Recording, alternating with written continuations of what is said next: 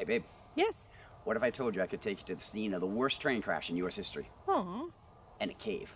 Ooh. And an old cattle bridge. Intriguing. And let you stand in 3 states at the same time and do it all from the same park point. Let's go. All right.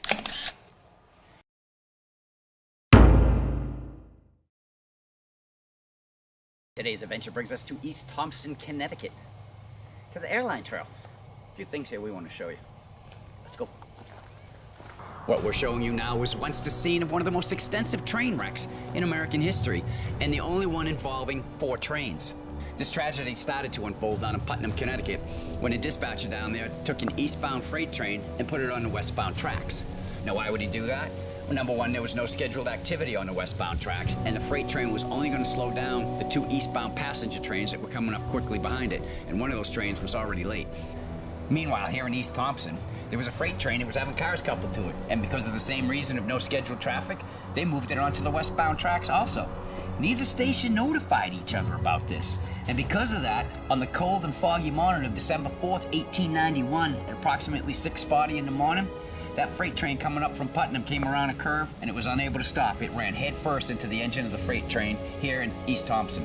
Both engines were destroyed, and the cars were tossed everywhere, including on the eastbound tracks. Now, you gotta remember that there were 2 passenger trains coming up on the eastbound tracks, and as the first one came around that same dreadful curve at 50 miles per hour, it slammed into the cars lying on the eastbound tracks. The engine ended up on the bottom of an embankment and killed the engineer and his fireman. Remembering that there was another passenger train coming up quickly, they sent the flagman down the tracks to wave down the second passenger train about the upcoming danger, but it was to no avail. That too came around the curve and rammed into the back of the other passenger train at 6:45. Yeah, the whole accident happened in a matter of 5 minutes. Now, what's a rail trail without a choo-choo? This is the Great East Thompson Train Wreck Geocache. So we're gonna do what we do and get back to the video. So we cross the street. Now on the other side. And in case you were wondering where Airline Trail got its name from, stay with me now.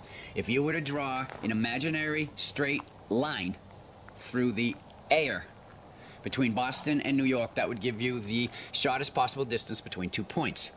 It became impractical to build a brand new railway, so they used the existing ones that were already here. The idea went out the window, but for some reason the name stuck. The air and the line. Airline. There you go. That's all there is. Hanging on the airline. Another geocache. As we move on down the airline trail. So we're going to do what we do and get back to the video. Wow. Will you look at that?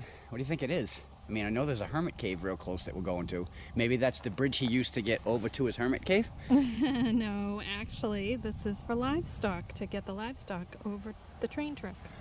Wow, those trains must have been high. Here's the underneath of the bridge. The bridge exists, and the train no longer does.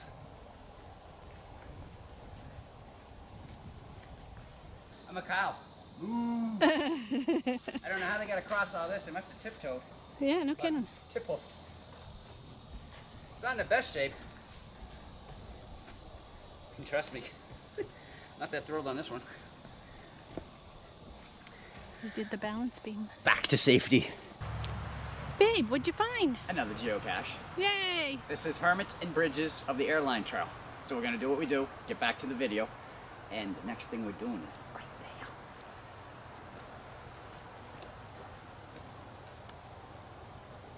Welcome to the Hermit Cave off the Airline Trail. Now they're calling it a Hermit Cave because they have no clue who made it, how long it's been here.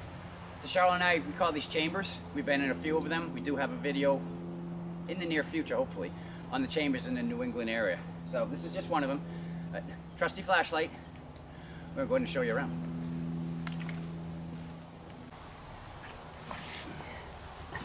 It's like my Marine Corps days in a foxhole. Ow.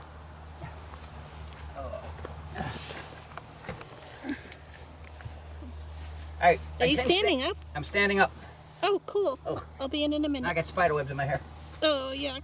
Maybe I won't be. And that's a nasty looking spot. Holy crap, these guys are not happy I'm here. All right, maybe I won't come in. No, you can come in. This is the inside of the hermit cave. It's the ceiling. That's where Chuck was standing. Yeah, and I really pissed those spiders off. Look at them. So 1, 2, 3, there's at least 4, 5 nests that I can see. Let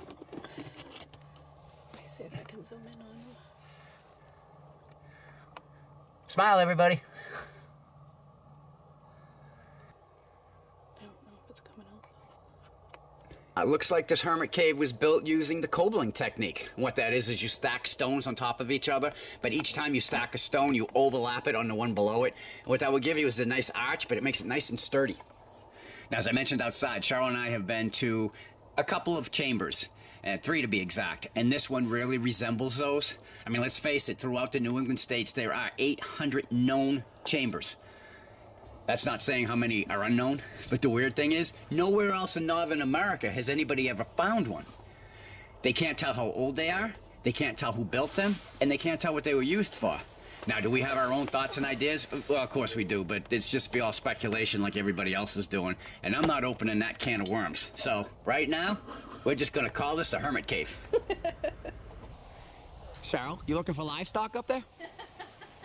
There's no cows up here. No. Now, if you just stay on the airline trail that's up there, now you're gonna miss some nice stuff. Because down here, check it out. That's pretty cool. I mean, look at the artwork. Nice. Sorry, did you bring the boots? I want to walk through here. Okay. Yeah. Number 1, we didn't bring the boots. Number 2, they wouldn't be high enough. And from the arch, this is what we're seeing. Really cool out here. Just proof that sometimes you need to go off trail.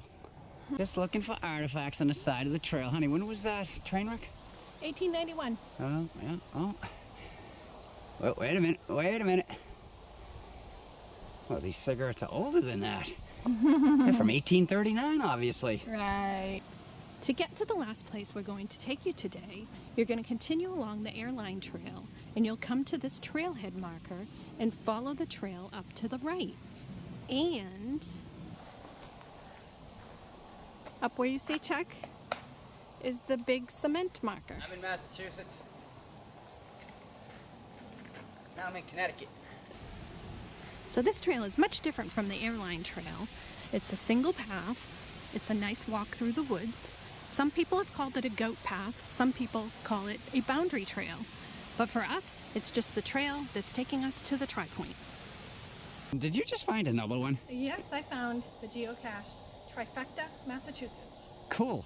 So let's do what we do and get back on the trail. Our journey has ended. This is the last thing we came to see today. You know, it's out here in the middle of nowhere, and it's just a piece of granite stuck in the ground. Actually, as we were doing research, we found out that they call this an obelisk. Obelisk. Now, the Washington Monument is the world's largest obelisk. No kidding. Yep. But again, why is this out here? It's our first tri-point ever. Yay! So what's a tri-point? A tri-point is where 3 states' boundaries actually touch each other. So as we move around, I guess it was set up for a quad point, and that's why there's nothing there. Maybe they're going to add another state. As we come around, there's the Rhode Island side. Hey, we're in Rhode Island. Come around. Hey, we just hit Connecticut. Hey, we're in Connecticut. Hold on now. Hold on. And there we go. Massachusetts, 1883. And now we're back in Mass. Now I'm going to show you something most people cannot do. And it's easy. I'm in 3 states at the same time right now. Nice job, babe. And there you go. All right, now throughout the United States, there's 65 places where there are tri-point. Again, 3 state boundaries touching each other. 39 of them you can get to because they're on dry land. I'm not saying how easy they're going to be to get to. The rest are out in the water. You will need a boat or a kayak. And I'm thinking, oh, we have kayaks, and we can get to things like this. Yes, we can. There's only 65 on this list. What do you think? We'll see. Come on, we got the RV. We can go wherever we want. That's right. All right, so number 1 in the bag. Chuck ran up ahead of me. I don't know where he is. Babe! Yo, up here. Where? Up, great. Oh. Hey, I thought this would be a great place to end the video. And I want to say one thing. If you come on this bridge, don't bounce because it will bounce, freaks you out. But anyway, today's adventure, we told you about the worst train wreck in U.S. history. We brought you up here to the livestock bridge going over the airline rails.